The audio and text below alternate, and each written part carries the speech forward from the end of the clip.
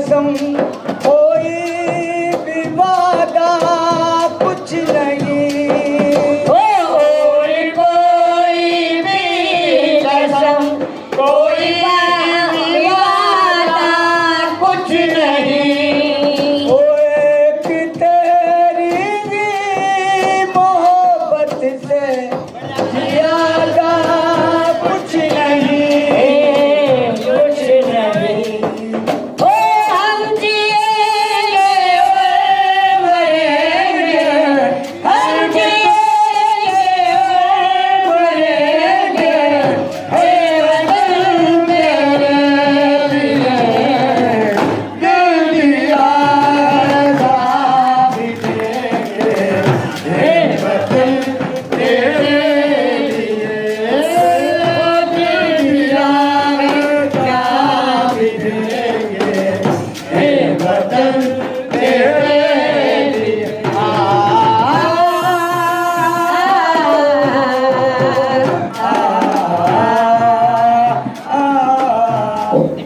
दिल्ली प्रदेश में जो हमारे कार्यकर्ता अनिल टीडा और राजेश सिसोदिया को जो ताकत दी और मनोज अबुआ को माननीय चंदोलिया साहब, अनिल जी चंदोलिया साहब, आपने दिल्ली में हमारे दो कार्यकर्ता और मनोज अबुआ को जो आज इस कार्यक्रम के तहत जो ताकत टीएनटी समाज को दी, मैं आपका अखिल भारतीय सहिष्णु सारे भांतु समाज की ओर से हार्दिक स्वागत करता हूं। जोर से तालियां बजाएं चंदौली के लिए।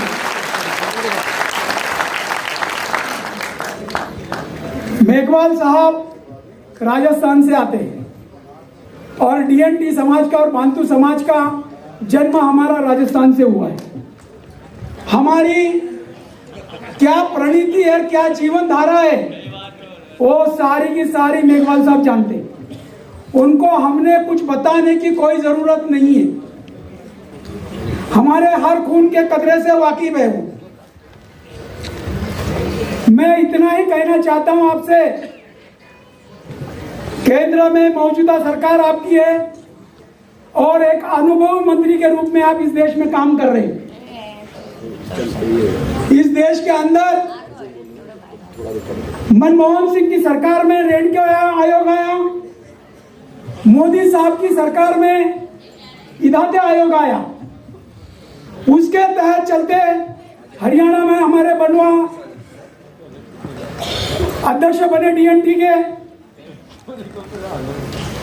राजस्थान में गोपाल जी बने डीएनटी के अध्यक्ष, पंजाब में माहिया जी बने, कलेर जी बने, लेकिन मेघवाल साहब जी यहाँ इनको कोई बजट नहीं मिला, ना इदाते को मिला।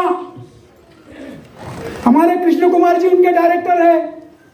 मेरी आपसे विनती है कि संविधान के तहत हमारा जो विमुक्त घुमंतु समाज है उनको अलग कैटेगरी में आप शामिल कीजिए। मेरी हाथ जोड़ के देशवासियों से आपको विनती है। आपने रोहिणी आयोग भी बनाया है जिसमें ओबीसी में अलग अलग कैटेगरियां हैं। हम लोग महाराष्ट्र में ओबीसी में आते हैं, गुजरात में ओबीसी में आते हैं, कर्नाटक में ओबीसी में आते हैं, हरियाणा, राजस्थान, पंजाब, उत्तर प्रदेश, मध्य प्रदेश, यहाँ पर सारा समाज एससी में आता है। सुप्रीम कोर्ट का निर्णय है, उसको भी अगर आपने यहाँ इम्प्लीमेंट किया तो बहुत अच्छा होगा। आपके जरिए से हम इस देश के मौजूदा सरकार से विनती करना चाहते हैं कि हमारे विमुक्त घुमंत जातियों की कितने सालों से हमारे नेता संघर्ष कर करके मर गए पर हमारे साथ कुछ नहीं मिला। अब आपकी बारी है मेघवाल साहब, हमारे लिए कुछ करिए। चंदोलिया जी आप हमारे लिए करिए। आपसे मेरी विनती है, ये तो हमारा बड़ा मसला है, ये जब भी सुलझेगा आप सुलझा लेना कि दिल्ली में आने वाले विधानसभा के चुनाव में हमारे घुमंतु लोगों को कहीं तो लोग प्रतिनिधि करके गरीब समाज की सेवा करने के लिए एक चांस तो दीजिए। हम इंसान में कैसे आएंगे? भारत देश को स्वतंत्र होकर 78 साल हो गए। हमें पंडित जवाहरलाल नेहरू जी ने मुक्त करके क्रिमिनल एक्ट की तहत 73 साल हो गए। आज भी आपके सरकार के कानूनों में लिखा है, जो क्रिमिनल की किताब है, जो पुलिस को कायदा लिखा दे कि विमुक्त घुमंतियों की जात ये चोर जात है, इसके माथे पे आज भी चोर का कलंक लिखा है। क्या सरकार हमारा वो कलंक नहीं मिटा सकती? मेरी विनती है आपसे सर, आप इतने विद्वान मंडली है कि हमारे लिए कुछ तो कीजिए।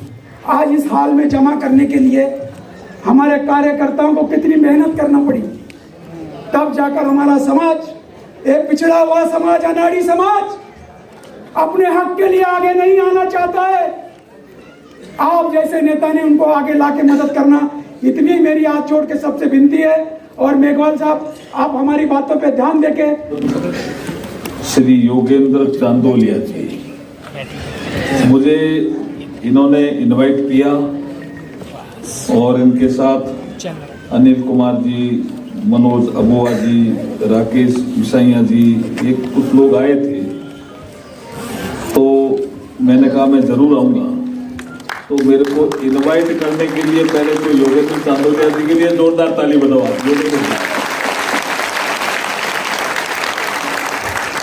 मंच पर उपस्थित दीपक कुमार जी, अनिक मलके जी, राजेश सिसोदिया जी, अनिल टीडा जी और हमारे अनिल कुमार जी, मनोज अबुआ जी और राकेश मिसाइया जी। देखिए,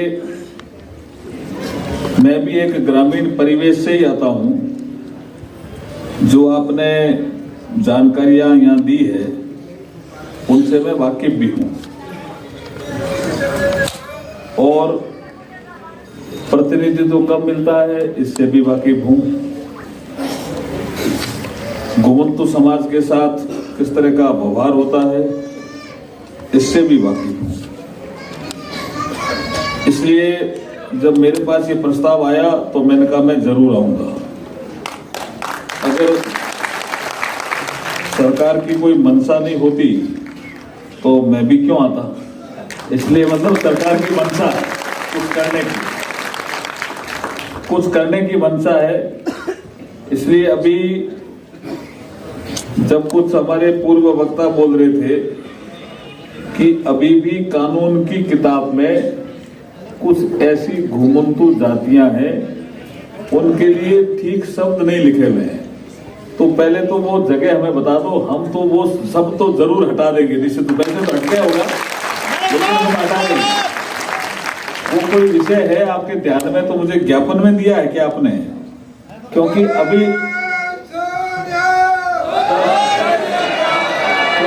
अभी हमने 1 जुलाई से कुछ क्रिमिनल लॉ चेंज किए हैं और जो ऐसे शब्द जिनकी कोई आवश्यकता नहीं थी, औपनिवेशिक शब्द जिनकी कोई जरूरत नहीं थी, अगर वो कानून के किताबों में थे तो वो सब हमने हटा दिए। आपकी जानकारी के लिए बता रहे हैं। अब इस तरह की कुछ अपराधी आज भी मानते हैं पुलिस वाले नहीं, मानना अलग बात है। कानून की किताब में तो बताओ। हाँ, मानने वाला विषय अगर है तो वो तो एक आचरण का विषय, वो तो एक आचरण का विषय, वो पुलिस की ट्रेनिंग की जरूरत है। समाज में भी कुछ लोग मानते होंगे तो उसमें जरूरत है। अभी भी ऐसा करते हैं, अच्छा चोरी हुई है, उनको पहले पकड़ो। क्यों? मैं तो खुद ही इन चीजों का, मेरे पास भी कई FIR आती है कि साहब ये सिगलीकर समाज के लोगों पे शक है। मैंने क्यों भाई, ये थे क्या? वीडियो में इनका फोटो आ रहा है क्या? बोला नहीं आ रहा है। तो फिर सिगलीकर समाज पे शक क्यों है? तो हमारे जैसे आदमी जब होंगे तो नेचुरली इन चीजों में चेंज आ जाएगा। लेकिन कानून की किसी किताब में अभी भी है तो मैं इस मंच से कहता हूं कि वो हम हटा देंगे। ऐसे नहीं है, फिर भी हटा देंगे। अगर है तो आपको लगता है तो वो थोड़ा अगर उस ढंग से देंगे तो बात करेंगे। दूसरा विषय था कि प्रतिनिधित्व देने का, तो हम और चांदोलिया जी इसके लिए हमारे एक मार्गदर्शक हैं वी सतीश जी। तो हम वी सतीश जी के साथ बैठेंगे, मैं भी आपके साथ चलूंगा और जहां जरूरत पड़ेगी, आवश्यकता पड़ेगी, महसूस होगा, समझेंगे कि यहाँ दिया जाना चाहिए, तो मैं आपका वकील होकर के पैरवी करूंगा, ये आपको विश्वास दिलाता। मैं क्या कह रहा हूं जी, मैं देश का कानून और न्याय मंत्री हूं। मैं कह रहा हूं जहां जरूरत पड़ेगी मैं आपकी पैरवी करूंगा, ये कह रहा हूं मैं आपके लिए।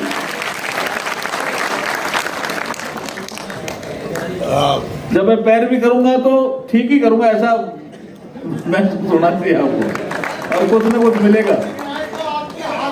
नहीं, उसमें वो कर सकते हैं, वो देवो मैं करूंगा, क्योंकि हमारा मंत्रालय का नाम ही विधि और न्याय है, तो मैं अन्याय कैसे करूंगा? हमारे मंत्रालय का नाम ही न्याय है, तो हम तो न्याय ही करेंगे ना भाई, अन्याय कैसे करेंगे? आप जो भी लिख के देंगे हम जरूर उसमें मदद करेंगे। 2-3 विषय जो आपके आए हैं उसको मैंने उस दिन घर पे जब आए थे तो मैंने डिटेल में चर्चा की थी। बाबा साहब B.R. अम्बेडकर साहब का यहाँ जिक्र आया। उन्होंने संविधान सौंपते समय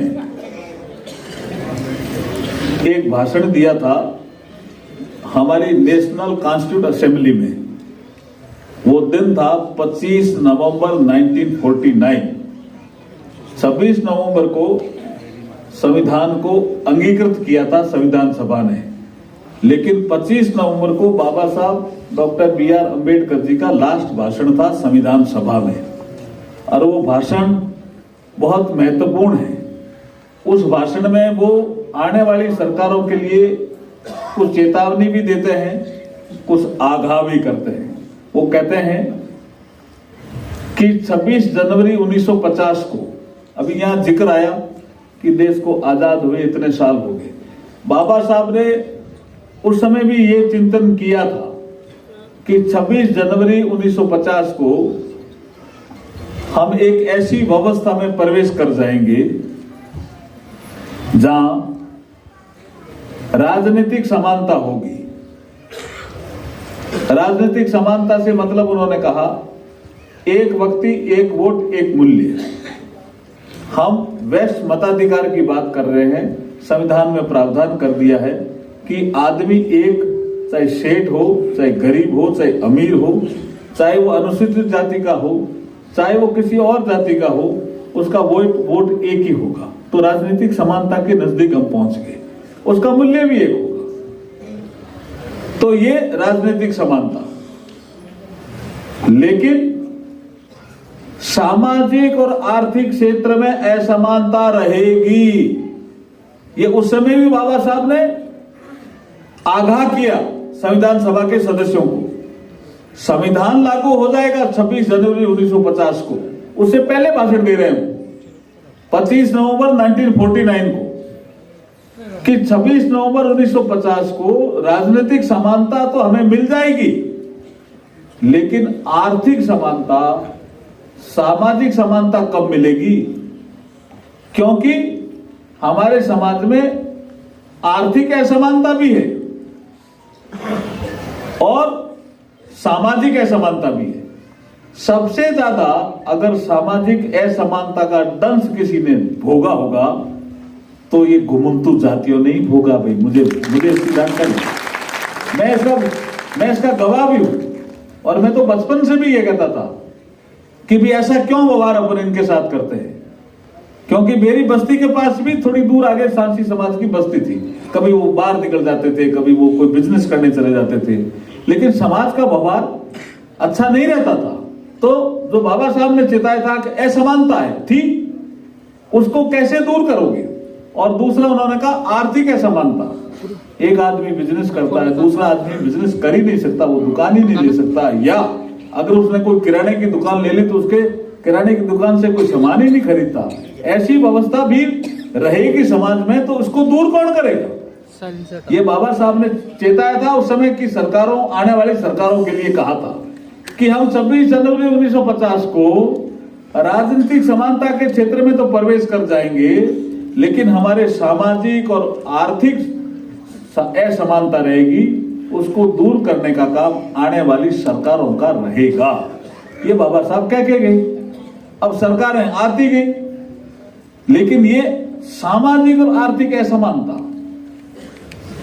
ये विशेष रूप से कोई कम नहीं हुई, समय के साथ थोड़ा फर्क पड़ा, लेकिन अब यहां कोई मैं राजनीति करने नहीं आया हूं, लेकिन मैं एक विषय कहना आया हूं कि पहली बार इस देश के प्रधानमंत्री ने 2014 में जब सेंट्रल हॉल में, प्रधानमंत्री भी नहीं बने थे, लेकिन सेंट्रल हॉल में जब हमने उनको एनडीए का नेता चुना, तो उन्होंने पहली बार ये घोषणा की कि मेरी सरकार गरीबों के लिए काम करेगी और गरीबों के लिए समर्पित होगी।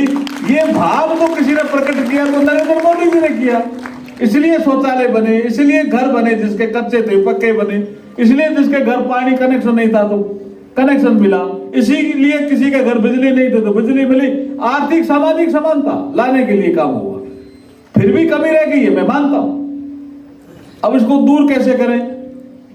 क्योंकि सबसे ज्यादा राजनीतिक प्रतिनिधित्व के हकदार भी अब आपको, मुझे ऐसा लगता है, सबसे ज्यादा आर्थिक क्षेत्र में एमएसएमई में जो हमारी योजनाएं हैं उसका लाभ लेने के हकदार भी आपको, मुझे ऐसा लगता है। और सबसे ज्यादा सामाजिक असमानता के घाव जो आपके दिल और दिमाग में हैं, उनको भरने का काम समाज के दूसरे वर्गों को करना पड़ेगा। क्योंकि समाज में अगर एकता नहीं आई तो हम देश को महान बनाना चाहते हैं और विकसित भारत बनाना चाहते हैं, उसको तब तक हम नहीं बना पाएंगे जब ये जो समाज बैठा है ये मुख्य धारा से नहीं जुड़ेगा। ये महत्वपूर्ण चुनौती है हमारे लिए, और इसको दूर करने के लिए हम कई योजनाएं बना रहे हैं, फिर भी कमी रह गई होगी। आपने जो ज्ञापन दिया है हमें, इस ज्ञापन में मैं अभी बैठे बैठे पढ़ रहा था, इस ज्ञापन में ऐसी कोई चीज नहीं है जो कोई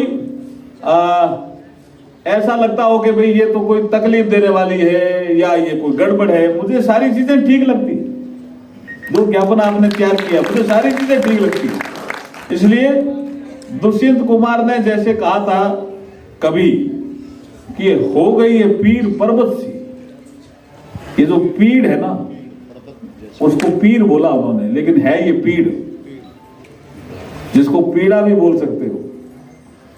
ये बड़ी हो गई है और मुझे आज अच्छा लगा कि समाज इसके लिए चिंतन करने के लिए बैठा है।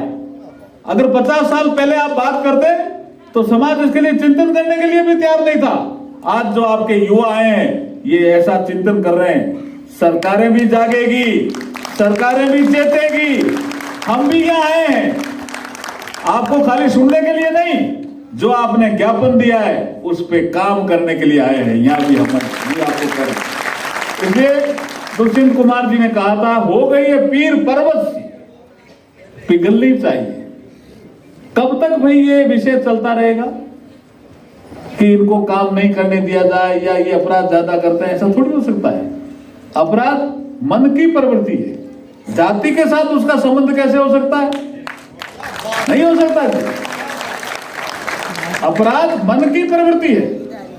किसी बड़े आदमी का मन खराब हो तो वो भी अपराध कर सकता है। खाली आप पे ही दोष क्यों भाई? इसलिए मैं इस भाव का हूं कि कोई जाति अपराधिक है, मैं इसको नहीं मानता, कतई नहीं मानता। इसलिए आप थोड़ा चेतना जगाते रहिए, इस तरह के सम्मेलन करते रहिए तो दुष्यंत कुमार की उन पंक्तियों में दम है और आगे काम बिल्कुल सकारात्मक होगा। जब दुष्यंत कुमार कहता है कि हो गई है पीर पर्वत सी, पिघलनी चाहिए और इस हिमालय से कोई गंगा निकलनी चाहिए। आग मेरे सीने में नहीं, तेरे सीने में सही। जहां कहीं हो आग, लेकिन आग लगनी चाहिए। अब अगर आपने आग लगा दी तो कोई कह सकता आग क्यों लगाई, पर आग कौन सी लगानी है आपको? मेरे समाज का उत्थान होना चाहिए। घुमंतु जातियों का ये जो अपमान है ये हम नहीं सहेंगे। ये आग है, ये लगनी चाहिए। दुष्यंत कुमार भी कह रहा है और हमारे नेताओं के भी अभी यहां आकर के जो बोल रहे थे वो आग ही थी भाई साहब, जो दुष्यंत कुमार ने कभी कही थी। आग तेरे सीने में नहीं, मेरे सीने में सही। जहां कहीं हो आग, लेकिन आग लगनी चाहिए। सिर्फ हंगामा खड़ा करना मेरा मकसद नहीं है कि कोई हम सम्मेलन करके और यहाँ दिल्ली में कोई हंगामा खड़ा कर दें, ये मकसद नहीं है, मंच का भी नहीं है और आयोजकों का भी नहीं है और योगेंद्र चांदोलिया जी का भी नहीं है। कोई हंगामा खड़ा करना मेरा मकसद नहीं है। मेरी कोशिश है कि इस समाज की सूरत बदलनी चाहिए, इस समाज की सूरत बदलनी चाहिए। यही है ना भाव आपका, यही है ना भाव। तो इस काम में हम आगे बढ़ेंगे, आप चिंतन करते रहिए, समय समय पे मिलते रहेंगे। मुझे लगता है कि एक नोडल, एक जनप्रतिनिधि की जरूरत है, तो योगेंद्र चांदोलिया जी को आप एक नोडल आप एमपी बना लीजिए, तो हमारे बीच में कड़ी का काम करेंगे। सरकारों से किसी भी मंत्रालय में काम होगा, मैं आपके साथ खड़ा मिलूंगा आपके काम करवाने के लिए।